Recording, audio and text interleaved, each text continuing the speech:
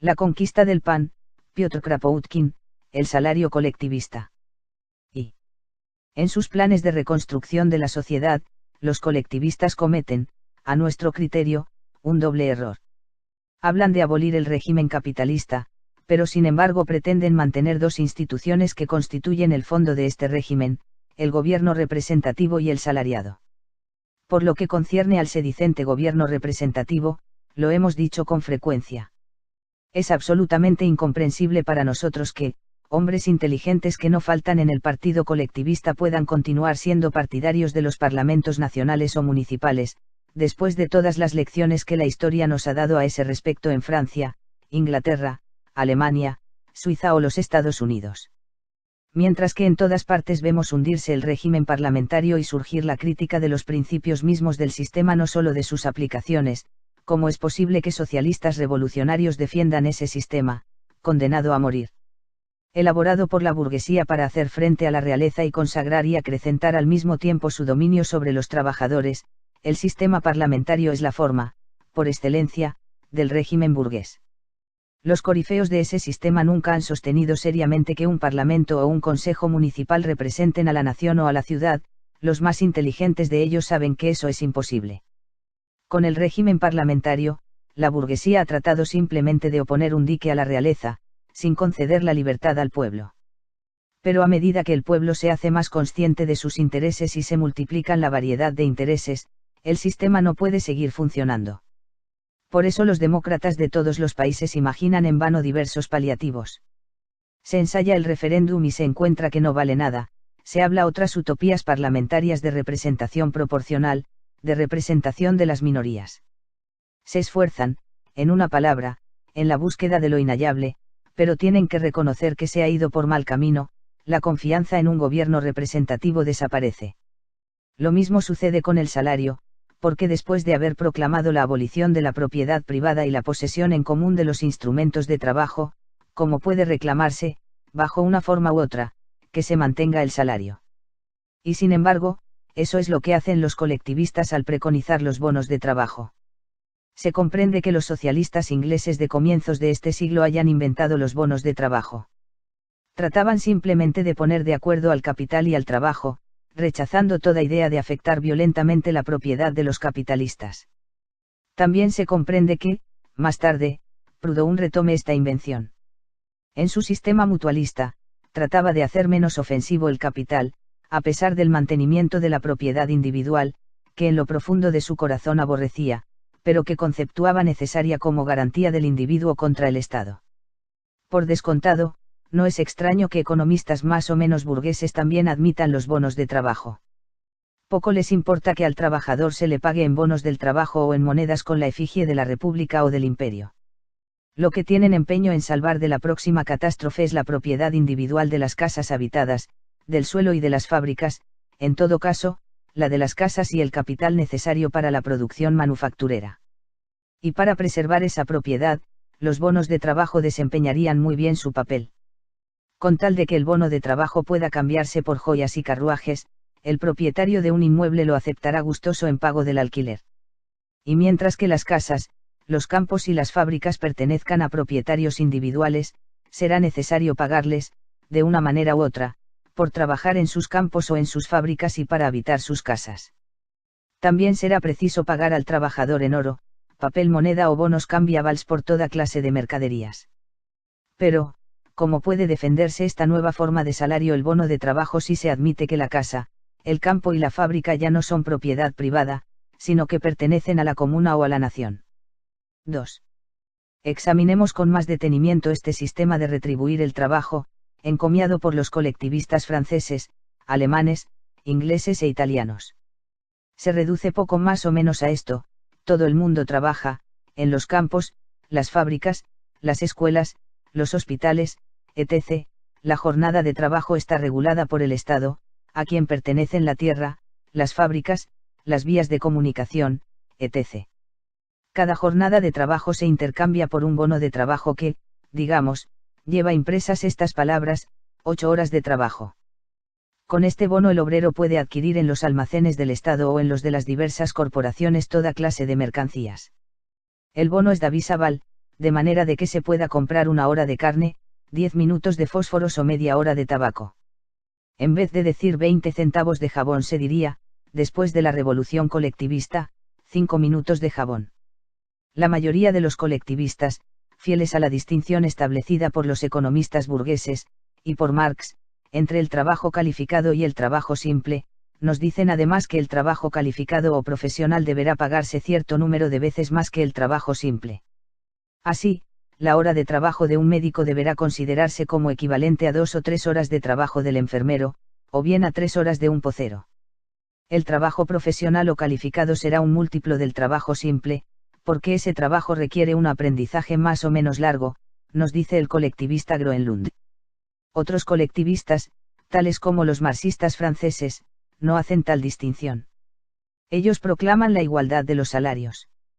El doctor, el maestro y el profesor serán pagados, en bonos de trabajo, a la misma tasa que el cavador. 8 horas de atención en el hospital valdrán lo mismo que 8 horas pasadas en trabajos de cavar, o en la mina, o en la fábrica. Algunos hacen una concesión más, admiten que el trabajo desagradable o malsano tal como el de las cloacas podrá ser pagado a una tasa más alta que el trabajo agradable. 1 hora de servicio en las cloacas dicen se contará como 2 horas de trabajo del profesor. Añadamos que ciertos colectivistas admiten la retribución en bloque, por corporaciones. Así, una corporación diría, aquí hay 100 toneladas de acero. Para producirlas hemos trabajado 100 compañeros, y hemos empleado 10 días.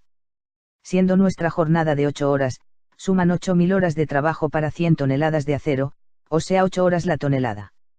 De acuerdo con esto el Estado les pagaría 8.000 bonos de trabajo de 1 hora cada uno, y esos 8.000 bonos serían repartidos entre los miembros de la fábrica como a ellos les pareciese mejor.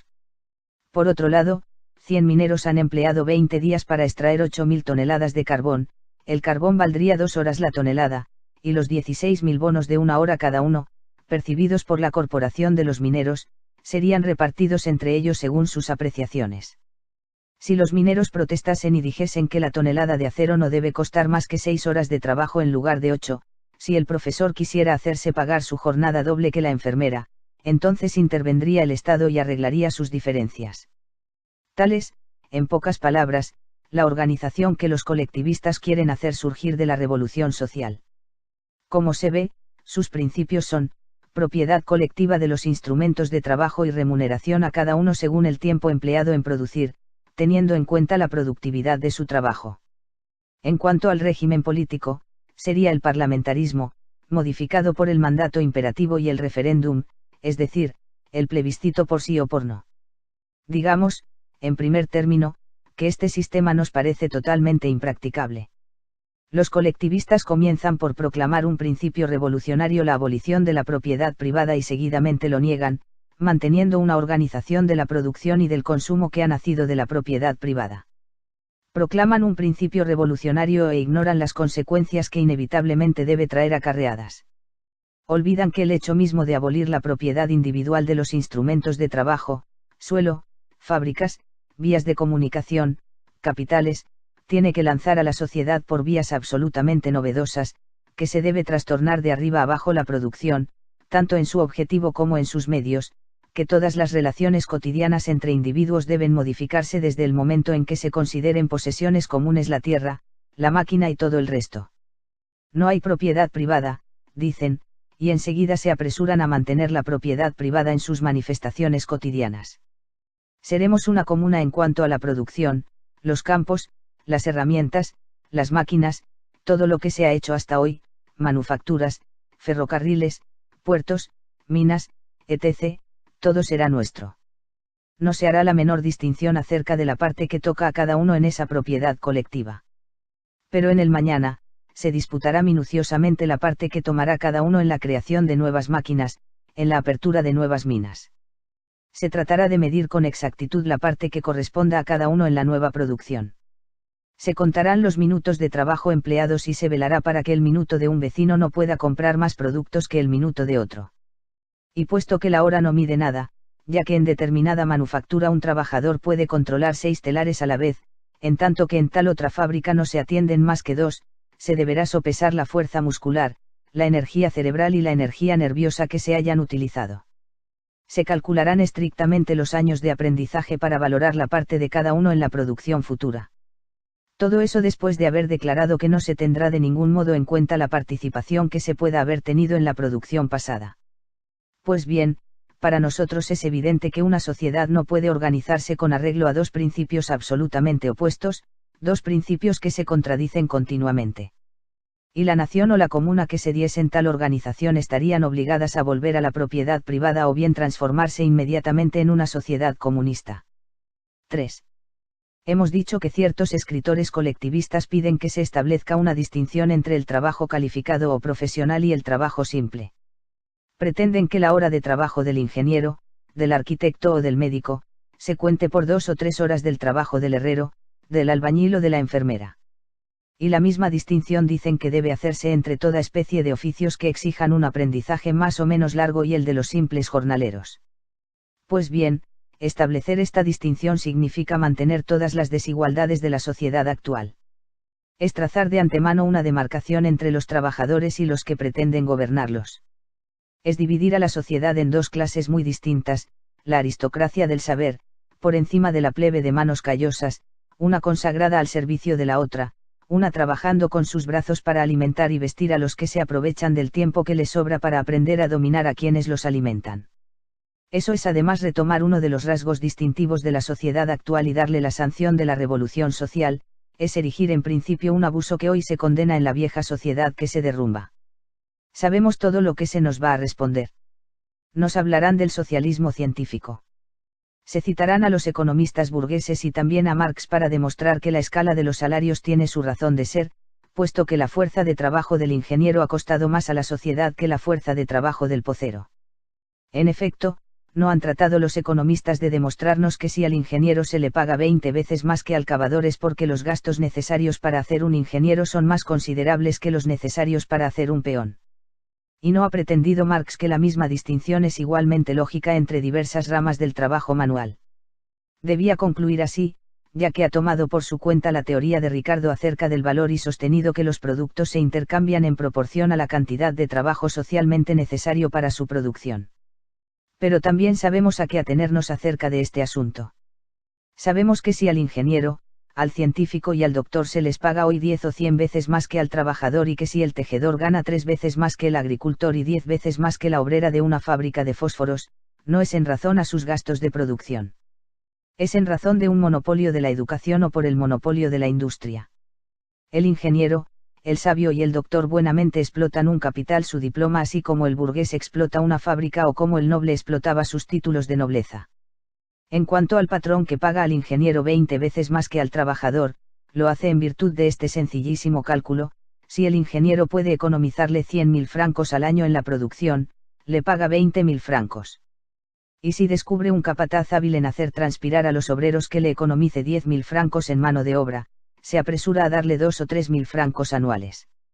Él afloja 1.000.000 de francos más allí donde cuenta con ganar 10.000, y esta es la esencia del régimen capitalista. Lo mismo sucede con las diferencias entre los diversos oficios manuales. Que no se nos hable de los gastos de producción que cuesta la fuerza de trabajo, y se nos diga que un estudiante que ha pasado alegremente su juventud en la universidad tiene derecho a un salario 10 veces más alto que el hijo del minero que se ha agostado en la mina desde la edad de 11 años, o que un tejedor tiene derecho a un salario 3 o 4 veces más alto que el agricultor. Los gastos necesarios para producir un tejedor no son 4 veces más elevados que los gastos necesarios para producir un campesino. El tejedor simplemente se beneficia de las ventajas en que se halla la industria en Europa en relación con los países que aún no tienen industria. Nadie ha calculado nunca esos gastos de producción. Y si un haragán cuesta mucho más a la sociedad que un trabajador, resta aún por saber si, teniéndolo todo en cuenta, mortalidad de los niños obreros, la anemia que los destruye y las muertes prematuras, un robusto jornalero no cuesta más a la sociedad que un artesano. Se nos querrá hacer creer, por ejemplo, que el salario de 30 monedas que se paga a la obrera parisina, las 6 monedas de la campesina de Auvernia, que pierde la visión haciendo encajes, o las 40 monedas diarias del campesino representan sus gastos de producción. Sabemos que frecuentemente trabajan por menos que eso, pero también sabemos que lo hacen exclusivamente porque, gracias a nuestra soberbia organización, sin esos salarios irrisorios se mueren de hambre. Para nosotros la escala de salarios es un producto muy complejo de los impuestos, de la tutela gubernativa, del acaparamiento capitalista, del monopolio en una palabra del Estado y del capital. También decimos que todas las teorías sobre la escala de los salarios han sido inventadas a posteriori para justificar las injusticias actualmente existentes, y que no tenemos que tener en cuenta. No se dejará de decirnos que la escala colectivista de los salarios sería, no obstante, un progreso. Dirán, valdrá más ver a ciertos obreros cobrar una suma 2 o 3 veces mayor que la del común, que ministros embolsándose en un día lo que el trabajador no alcanza a ganar en un año. Aun esto sería un paso hacia la igualdad. Para nosotros, ese paso sería un progreso al revés. Introducir en una sociedad nueva la distinción entre el trabajo simple y el trabajo profesional conduciría, ya lo hemos dicho, a hacer sancionar por la revolución y erigir en principio un hecho brutal que hoy en día sufrimos, pero encontrándolo, no obstante, injusto. Sería imitar a aquellos señores del 4 de agosto de 1789 que proclamaban con frases efectistas la abolición de los derechos feudales, pero que el 8 de agosto admitían esos mismos derechos imponiendo a los campesinos contribuciones para redimirles a los señores, que estaban bajo la protección de la revolución. Sería también imitar al gobierno ruso, proclamando, cuando emancipaba a los siervos, que la tierra pertenecería en lo sucesivo a los señores, en tanto que anteriormente constituía un abuso el disponer de tierras pertenecientes a los siervos. O bien, para tomar un ejemplo más conocido, cuando la Comuna de 1871 decidió pagar a los miembros del Consejo 15 francos diarios, en tanto que los federados en las murallas no cobraban más que 30 monedas, esta decisión fue aclamada como un acto de alta democracia igualitaria. En realidad, la Comuna no hacía más que ratificar la añeja desigualdad entre el funcionario y el soldado, entre gobierno y gobernado. Por parte de una Cámara oportunista, semejante decisión hubiera podido parecer admirable, pero la Comuna faltaba así a su principio revolucionario, y por eso mismo lo condenaba. En la sociedad actual, cuando vemos que se paga a un ministro 100.000 francos al año, mientras que el trabajador tiene que contentarse con 1.000 o menos, cuando vemos al capataz cobrando 2 o 3 veces más que el obrero, y que entre los mismos obreros existen todas las gradaciones, desde los 10 francos diarios hasta las 6 monedas de la campesina, desaprobamos el alto salario del ministro, pero también la diferencia entre los 10 francos del obrero y las 6 monedas de la pobre mujer. Y decimos, abajo tanto los privilegios de la educación como los de nacimiento. Nosotros somos anarquistas precisamente porque tales privilegios nos indignan. Si ya nos revelan en esta sociedad autoritaria, podríamos soportarlos en una sociedad que debutaría proclamando la igualdad. He aquí por qué ciertos colectivistas, comprendiendo la imposibilidad de mantener la escala de los salarios en una sociedad inspirada por el soplo de la revolución, se apresuran a proclamar que los salarios serán iguales. Pero se chocan con nuevas dificultades, y su igualdad de los salarios deviene una utopía tan irrealizable como la escala de los otros colectivistas. Una sociedad que se haya apoderado de toda la riqueza social y que haya proclamado que todos tienen derecho a esta riqueza cualquiera sea la parte en la que hayan participado anteriormente en crearla se verá obligada a abandonar toda idea de asalariamiento, ya sea en moneda, en bonos de trabajo, o bajo cualquier otra forma en que se presente. 4. A cada uno según sus obras, dicen los colectivistas, o en otros términos, según su parte de servicios prestados a la sociedad. Y tal principio se recomienda para ser puesto en práctica cuando la revolución haya puesto en común los instrumentos de trabajo y todo lo necesario para la producción. Pues bien, si la revolución social tuviese la desgracia de proclamar este principio, impediría el desarrollo de la humanidad, abandonaría, sin resolverlo, el inmenso problema social que nos han legado los siglos anteriores. En efecto, en una sociedad como la nuestra, donde vemos que cuanto más trabaja el hombre menos es retribuido, este principio puede parecer, en primera instancia, como una aspiración hacia la justicia. Pero en el fondo, no es más que la consagración de las injusticias del pasado. Es por ese principio que comenzó el salariado, que condujo a las odiosas desigualdades y abominaciones de la sociedad actual porque, desde el día en que comenzaron a valorar en moneda o en cualquier otra especie de salario los servicios prestados, desde el día en que fue dicho que cada uno solo tendría aquello que consiguiera hacerse pagar por sus obras, toda la historia de la sociedad capitalista, con el Estado ayudando, estaba escrita de antemano. Estaba encerrada, en germen, en este principio. Debemos volver al punto de partida y rehacer a nuevo la misma evolución. Nuestros teóricos así lo quieren, Pero desgraciadamente esto es imposible. La revolución, ya lo hemos dicho, será comunista, si no, ahogada en sangre, deberá ser recomenzada. Los servicios prestados a la sociedad, sean trabajos en el campo o en las fábricas, sean servicios morales, no pueden ser valorados en unidades monetarias. No puede haber medida exacta del valor de lo que impropiamente se ha llamado valor de cambio, ni del valor de la utilidad, en relación con la producción. Si vemos a dos individuos trabajando, uno y otro durante años, 5 horas diarias en beneficio de la comunidad y en diferentes trabajos que les agraden por igual, podemos decir, en resumen, que sus trabajos son casi equivalentes. Pero no se puede fraccionar sus trabajos y decir que el producto de cada jornada, hora o minuto de trabajo del uno vale por el producto de cada minuto y hora del otro. Se puede decir a grosso modo que el hombre que durante su vida se ha privado del ocio durante 10 horas diarias ha dado a la sociedad mucho más que quien solo se ha privado de él 5 horas diarias o no se ha privado nunca. Pero no se puede tomar lo que ha hecho durante 2 horas y decir que ese producto vale 2 veces más que el producto de 1 hora de trabajo de otro individuo y remunerarlo en proporción. Esto sería desconocer todo lo que hay de complejo en la industria, en la agricultura, en la vida entera de la sociedad actual. Esto sería ignorar hasta qué punto todo trabajo individual es el resultado de trabajos anteriores y presentes de la sociedad entera. Sería creerse, no en la edad del acero, sino en la edad de piedra. Entremos a una mina de carbón y veamos al hombre apostado junto a la inmensa máquina que hace subir y bajar la jaula. Él tiene en la mano la palanca que detiene e invierte la marcha de la máquina, la baja, y la jaula retrocede en su camino en un abrir y cerrar de ojos, lanzándola hacia arriba o hacia abajo con una velocidad vertiginosa.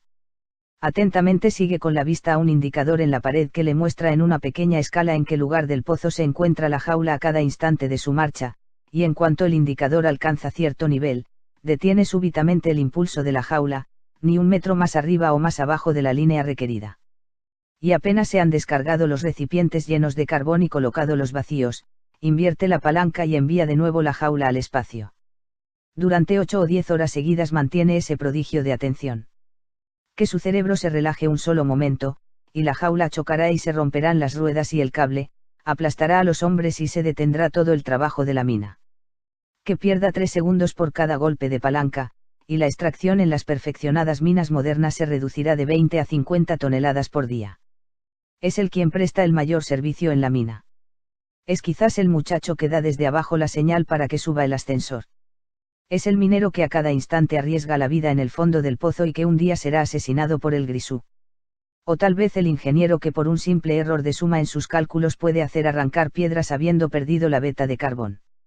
O finalmente el propietario, que ha comprometido todo su patrimonio y que puede haber dicho, contrariando todas las previsiones, cabemos aquí y encontraremos un excelente carbón. Todos los trabajadores de la mina contribuyen en la medida de sus fuerzas, de su energía, de su saber, de su inteligencia y de su habilidad, a extraer el carbón. Y podemos decir que todos tienen derecho a vivir, a satisfacer sus necesidades y hasta sus fantasías después de que lo necesario esté asegurado para todos. Pero, ¿cómo podemos nosotros valorar sus obras? Y por otra parte, el carbón que extraen es obra suya, ¿no es también obra de esos hombres que han construido el ferrocarril que conduce a la mina y los caminos que irradian de todas sus estaciones? ¿No es también obra de los que han roturado y sembrado los campos, extraído el hierro, cortado la madera en el bosque, fabricado las máquinas donde se quemará el carbón, y así sucesivamente? No puede hacerse ninguna distinción entre las obras de cada uno. Medirlas por el resultado nos lleva al absurdo.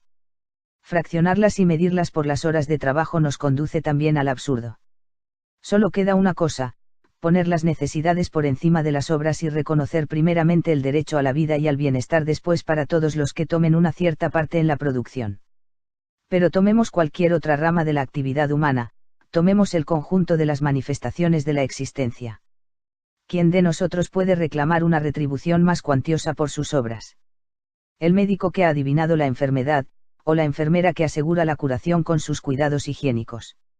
Es el inventor de la primera máquina de vapor, o el muchacho, que, cansado un día de tirar de la cuerda que entonces se usaba para hacer entrar el vapor bajo el pistón, ató esa cuerda a la palanca de la máquina y se fue a jugar con sus camaradas, sin sospechar que había inventado el mecanismo esencial de toda máquina moderna, la válvula automática. Es el inventor de la locomotora, o aquel obrero de Newcastle que sugirió la idea de reemplazar por durmientes de madera a las piedras que en el pasado se ponían debajo de los rieles y que, faltas de elasticidad, hacían descarrilar los trenes. Es el maquinista de la locomotora. Es el hombre que con sus señales detiene los trenes. Es el guardaagujas que les da paso. ¿A quién le debemos el cable transatlántico? Será al ingeniero que se obstinaba en afirmar que el cable transmitía los despachos, en tanto que los sabios electricistas lo declaraban imposible. Al sabio Maury, que aconsejó abandonar los cables gruesos por otros tan delgados como una caña. O bien a esos voluntarios venidos de no se sabe de dónde, que pasaban noche y día sobre cubierta examinando minuciosamente cada metro de cable para quitar los clavos que los accionistas de las compañías marítimas introducían bestialmente en la capa aislante del cable, para dejarlo fuera de servicio. Y, en un dominio aún más vasto, el verdadero dominio de la vida humana con sus alegrías, sus dolores y sus accidentes, ¿quién de nosotros no podrá nombrar a alguien que en su vida le haya rendido un servicio importante, y que se indignaría si se le hablase de evaluarlo monetariamente? Este servicio podría ser una palabra, nada más que una palabra dicha a tiempo, o bien consistió en meses y años de dedicación. Iríamos a evaluar también estos servicios incalculables, en bonos de trabajo. Las obras de cada uno. Pero si cada uno no diese infinitamente más de lo que se le retribuye en moneda, en bonos o en recompensas cívicas, las sociedades humanas no podrían vivir más de 2 generaciones seguidas, desaparecerían en 50 años. Sería la extinción de la raza si una madre no gastase su vida por conservar la de sus hijos, si el hombre no diera algo sin interés, si no diese, sobre todo, aquello por lo que no espera recompensa alguna. Y si la sociedad burguesa decae, si estamos hoy en un callejón sin salida del cual no podemos salir sin acometer a fuego y hierro las instituciones del pasado, es precisamente por un exceso de cálculos, por culpa de habernos dejado conducir a solo dar a condición de recibir, es por haber querido hacer de la sociedad una compañía comercial basada en el debe y haber. Los colectivistas, por otra parte, lo saben. Comprenden vagamente que una sociedad no podría existir ninguna si llevase al extremo el principio de a cada uno según sus obras.